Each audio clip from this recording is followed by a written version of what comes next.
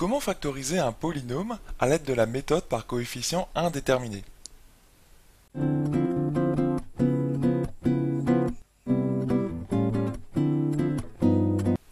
Bonjour à toi et bienvenue dans cette nouvelle vidéo Star en maths. J'espère que tu vas bien. Alors, dans cet exercice, d'énoncé très court, tu vas voir, eh bien, il va s'agir tout simplement de déterminer les réels a, b et c tels que z au cube moins 1 égale z moins 1 facteur de az carré plus bz plus c. Donc en fait, il va s'agir vraiment de trouver la valeur de ces trois coefficients a, b et c. Tu vois bien que ce sont des coefficients puisqu'ils sont devant respectivement z au carré, z et le c c'est la constante ici. Donc en fait, tu remarques qu'il va s'agir finalement de factoriser ce polynôme. Donc juste en passant, j'ai choisi la variable z, mais bon, j'aurais très bien pu choisir une variable notée x, hein. Bon, ça peut être x, z, t, u, peu importe, hein, le nom de la variable de la fonction. Donc ici, tu vois bien qu'on a un polynôme du troisième degré à gauche. Donc un polynôme, c'est vraiment une fonction de la forme. Alors, un polynôme de degré 2, je pense que tu les connais, c'est de la forme ax au carré plus bx plus c. Mais tu peux très bien avoir un polynôme de degré 3 qui est de la forme ax au cube plus bx au carré plus cx plus d, etc., etc. Tu peux avoir un polynôme de degré, on appelle ça le degré du polynôme, de degré ce que tu veux. Donc nous, ce qu'on étudie principalement dès la seconde, hein, ce sont les polynômes de degré 2. Mais bon, dans les exercices, tu pourras très bien parfois rencontrer des polynômes de degré supérieur, notamment de degré 3 comme ici. Tu vois bien que là, le coefficient z cube, c'est 1 devant le z cube. Le coefficient z carré, eh bien c'est 0, il n'y en a pas. En z également, et le dernier coefficient, c'est-à-dire la constante, c'est moins 1, le d si tu veux ici. Voilà. Et en fait, là nous allons voir dans cet exercice ce qu'on appelle la méthode par coefficient indéterminé, les coefficients indéterminés qui sont donc a, b et c, et qui permet de factoriser un polynôme de n'importe quel degré. Ce qui est donc intéressant puisque après, une fois que tu as le polynôme z cube moins 1 sous forme factorisée, c'est-à-dire quelque chose fois quelque chose, hein, c'est ça une forme factorisée, c'est un produit, et bien tu peux ensuite notamment résoudre des équations beaucoup plus facilement. Donc là, ce que nous allons faire, eh bien, c'est vraiment essayer d'appliquer cette méthode par coefficient indéterminé que tu pourras retrouver dans beaucoup d'exercices en lycée, que ce soit en seconde, en première ou en terminale, et c'est une méthode très simple, tu vas voir. En fait, ce qu'il s'agit de faire, donc je répète bien, c'est trouver A, B et C, hein. Donc là, tu ne veux pas vraiment démontrer l'égalité. C'est pas vraiment que tu veux démontrer l'égalité entre les deux. Là, tu sais qu'il y a égalité entre les deux choses. Donc pour trouver les coefficients A, B et C, ce qu'il faut faire, c'est développer à droite. Tu vois, c'est vraiment la première étape. On développe ici à droite, et ensuite on va procéder à ce qu'on appelle une identification des coefficients. Alors l'identification en maths, hein, ça veut dire égaliser. Donc on va voir un petit peu ce que ça donne. Donc développons tranquillement à droite.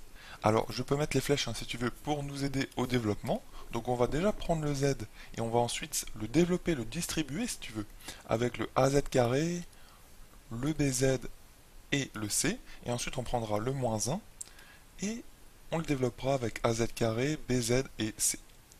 Voilà hein, les différentes étapes. Donc quand tu développes un produit hein, de deux facteurs hein, avec des parenthèses, je t'encourage vraiment à faire ça dans l'ordre. Hein. Il faut vraiment pas partir dans tous les sens parce que sinon tu vas te perdre et tu vas sûrement faire des erreurs. Donc vraiment, on garde l'ordre, on est rigoureux ici, on suit les flèches tranquillement. D'accord? Donc ça va donner. Donc là tu écris tout simplement z-1 facteur, c'est-à-dire ce terme ici ce membre ici de droite, hein, facteur de az carré plus bz plus c égale et on développe. Donc là, c'est parti, ça va donner donc z fois az carré. Donc az au cube, hein, puisque z au carré fois z, ça donne bien z au cube. Donc az au cube. Ensuite, plus z fois bz, c'est-à-dire plus bz carré, tout simplement. Ensuite, plus z fois c, donc plus cz. Tu vois, on place préférablement le z, enfin ou les z carrés ou les z puissance n en général, juste après le coefficient réel qu'il y a devant. Ensuite, on développe les flèches noires. Donc moins 1 fois az carré. Donc moins az carré. Plus, donc je t'encourage toujours quand tu développes à mettre des plus, tu vois, par défaut.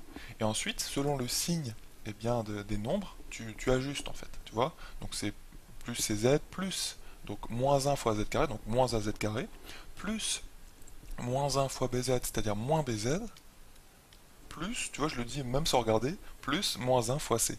Donc moins c finalement. Parce que moins 1 fois c, c'est moins c, donc plus moins c, ça donne bien moins c. Voilà, donc là on obtient un polynôme toujours, tu vois, hein, puisqu'il y a des z puissance n, donc z au cube, z au carré, des z et une constante. Et ce que l'on fait, c'est que l'on ordonne, tout simplement. On regroupe les termes qui peuvent être regroupés et on ordonne. Donc, on ordonne suivant les puissances décroissantes de z puissance n. Donc là, on a déjà un z au cube. Donc on le garde devant. Donc az au cube, il n'y en a pas d'autre. Hein. Donc il n'y a pas de regroupement à faire. Tu vois, je peux l'entourer si tu veux. C'est le seul en z puissance 3. Ensuite, on regarde les termes en z carré. Donc il y en a deux, hein, bz carré et moins az carré. Donc là, tu vas me dire, mais comment on va faire pour les regrouper? En fait, c'est tout simple.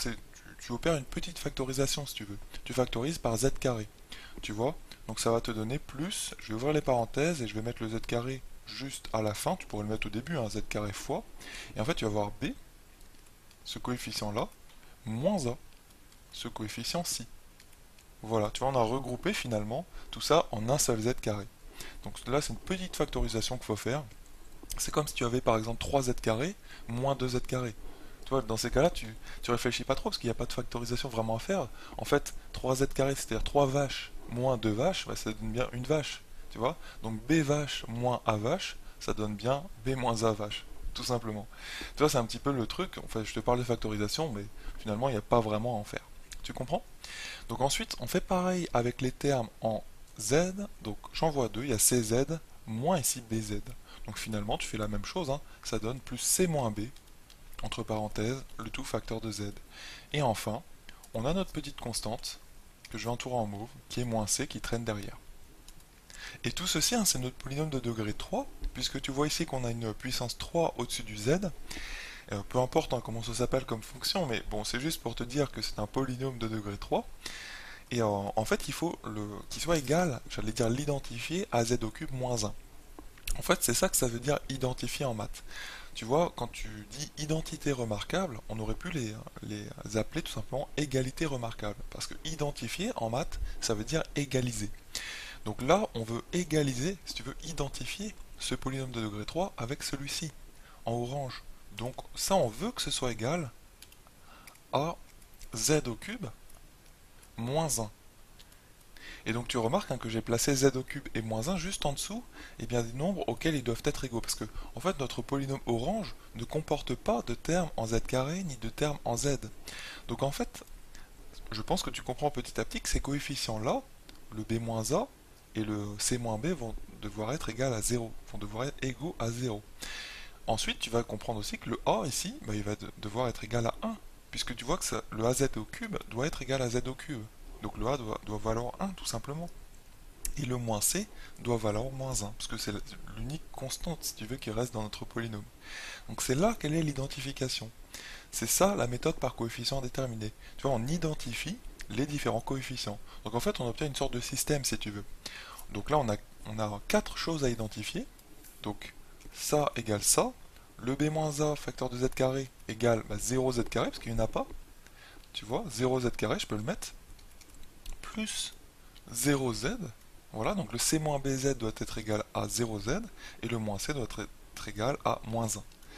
Voilà, et donc tu obtiens, eh bien, les différentes lignes que tu peux écrire. Alors, on ne va pas renoter les z puissance n, hein, c'est-à-dire le z cube, le z carré, le z, il n'y en a pas besoin. On va juste écrire les égalités des coefficients devant ces z cube, z carré, z et la constante. Tu comprends? Juste les coefficients. Donc on obtient ces égalités-ci.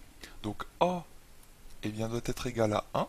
Tu vois, je vais mettre une accolade pour vraiment te montrer que c'est un système en fait que tu vas obtenir. Un système d'équations à 3 inconnus qui sont a, b et c. Tu vas voir, le système est très simple à résoudre puisqu'on a déjà la première inconnue. On obtient a égale 1. Ensuite, b moins a, eh bien ça doit valoir tout simplement 0. Hein, c'est-à-dire le coefficient devant z carré de notre polynôme orange. Hein, parce qu'il n'y en a pas de terme en z carré, donc c'est forcément 0. Donc b moins a doit valoir 0. Donc ensuite, c moins b, je pense que tu commences à comprendre. Hein, c moins b égale 0. Et moins c égale moins 1. Et voilà, donc il s'agit maintenant de résoudre ce petit système, c'est tout simple. Hein. On obtient déjà le a, c'est 1.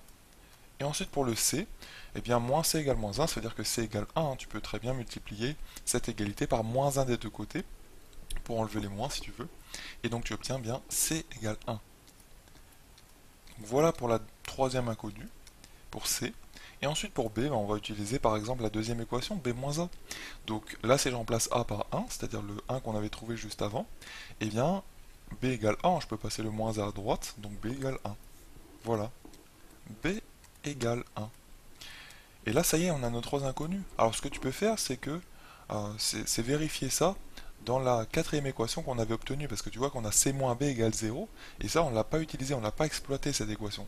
Donc en fait tu peux vérifier un petit peu tes calculs en vérifiant justement si cette équation est satisfaite. Et bien c ça vaut 1, b ça vaut 1, donc c moins b ça vaut bien 0, parce que 1 moins 1 égale 0. Donc cette équation est bien vérifiée, elle est bien satisfaite. Tu vois?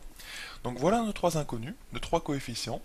Et là maintenant ce que tu peux écrire c'est tout simplement que z au cube moins 1, si tu voulais continuer l'exercice, hein, pour vraiment clarifier l'écriture de ce polynôme, l'écriture factorisée, et bien tu peux dire que ça vaut z moins 1 facteur de, et bien a c'est 1, donc z carré, 1 fois z carré si tu veux, plus b c'est 1, donc en fait z, plus c, donc plus 1 aussi. Voilà, et là tu as une forme factorisée de ton polynôme qui peut te servir dans la suite de l'exercice, qui va d'ailleurs probablement te servir dans la suite de l'exercice. Souvent ça c'est une première, enfin ça fait partie des premières questions d'un exercice, et ensuite une fois que tu as la forme factorisée, tu vas pouvoir jouer un petit peu. Voilà, donc là on a vraiment vu ce qu'était que la méthode par coefficient indéterminé. C'est en lien aussi avec la méthode de Descartes, voilà, c'est pour factoriser un polynôme, et ça permet tout simplement voilà, d'avoir une forme factorisée d'un polynôme, et de trouver ses coefficients A, B, C inconnus, indéterminés. C'est pour ça qu'on appelle la méthode par coefficient indéterminé. Donc ce que je voulais dire également, eh bien, c'est tout simplement que voilà, si on résume un petit peu comment on fait, eh bien, ce qu'il faut faire c'est juste développer le membre avec les coefficients indéterminés, l'ordonner, c'est ce qu'on a fait ici, on ordonne, on met d'abord les puissances grandes, et on ordonne par puissance décroissante, et ensuite, dernière étape, tu identifies les coefficients avec le polynôme avec lequel ça doit être égal. Donc ici c'était z cube moins 1. Et une fois, enfin c'est pas tout à fait la dernière étape, parce qu'une fois que tu as identifié, tu obtiens des équations, un système d'équations, et tu résous ce petit système qui est généralement assez simple à résoudre. Voilà, et là tu obtiendras tes coefficients indéterminés. Donc cette méthode, tu peux aussi la rencontrer quand tu as des fractions. Hein, par exemple, si tu dois trouver A, B et C ou D, hein, il peut y avoir parfois un quatrième paramètre, un quatrième coefficient. Et bien, quand tu as des fractions, il ne faut pas être gêné par ça. En fait, ce que tu fais, c'est que tu mets tout au même dénominateur, tu développes et tu ordonnes au numérateur, et tu vas voir que la même méthode s'applique. Donc tu peux avoir une fraction rationnelle ici, hein, c'est-à-dire un quotient, hein, et puis ici aussi un quotient, enfin une somme plutôt de fonctions, chacune étant un quotient, et il suffit juste de tout mettre au même dénominateur, ce qui revient en fait à notre développement ici, hein. Tu mets tout au même dénominateur, tu développes si tu as besoin et tu ordonnes, et pareil, hein, tu procèdes par identification, c'est-à-dire que tu égalises les coefficients. Donc voilà, ne pas être gêné, hein, si tu vois des fractions et que tu dois aussi, que tu sens que c'est un petit peu le même genre d'exercice, qu'il faut déterminer A, B, C, D ou E, eh bien tu procèdes exactement de la même façon. Voilà donc pour cette méthode que l'on rencontre vraiment très souvent au lycée, et même dès la seconde, hein, en première et également en terminale, et qui fait, qui est souvent le début d'un exercice, le début d'un problème, parce qu'une fois que tu as la forme factorisée, après tu peux commencer à jouer avec ta fonction polynomiale puisque tu en as une forme factorisée. Donc pour pouvoir résoudre des équations, trouver des signes, etc. etc. Ah oui, j'oublie une petite chose, c'est que lorsque tu penses que tu as terminé et que tu as trouvé les coefficients A, B et C après avoir résolu ce petit système, eh bien je t'encourage à vérifier. Et comment vérifier? Eh bien tout simplement en développant ici la forme factorisée obtenue. Donc tu l'écris, tu vois, tu l'écris avec les coefficients que tu as obtenus. Donc nous c'était 1, 1 et 1. Et donc tu redéveloppes pour voir si tu retombes bien sur z au cube moins 1. Tu vois, ça te permettra de vérifier en fait. C'est une petite vérification très rapide que je t'encourage à faire. Donc là, tu fais ça, donc tu redéveloppes. Donc là, on va obtenir, alors je vais le faire par exemple en rose, imaginons. Hop, tu vas obtenir donc z fois z au carré, donc ça va te donner z au cube. Donc plus z fois z, donc plus z au carré. Plus z fois 1, donc plus z. Et ensuite avec le moins 1, donc moins 1 fois z carré, moins z carré. T'as vu, hein, on voit bien qu'il s'annule, donc ça a l'air de bien marcher. Hein. Plus, si tu veux, moins 1 fois z, donc moins z. Et ensuite, plus moins 1 fois 1, donc ça fait moins 1. Donc on voit bien, hein, ça marche bien évidemment, que les z carrés s'en vont, et les z également. Donc on retombe bien sur z au cube moins 1. Voilà, c'était la dernière petite astuce que je voulais te donner, hein. N'hésite pas à redévelopper une fois que tu as obtenu ta belle forme factorisée pour voir si ça marche bien, si tu retombes bien sur ton polynôme. S'il y a une erreur, évidemment, il faut revenir en arrière pour essayer de voir si tu n'avais pas fait une erreur dans l'identification ou dans la résolution du petit système. Voilà donc pour ce petit conseil, je te dis à la prochaine dans une autre vidéo.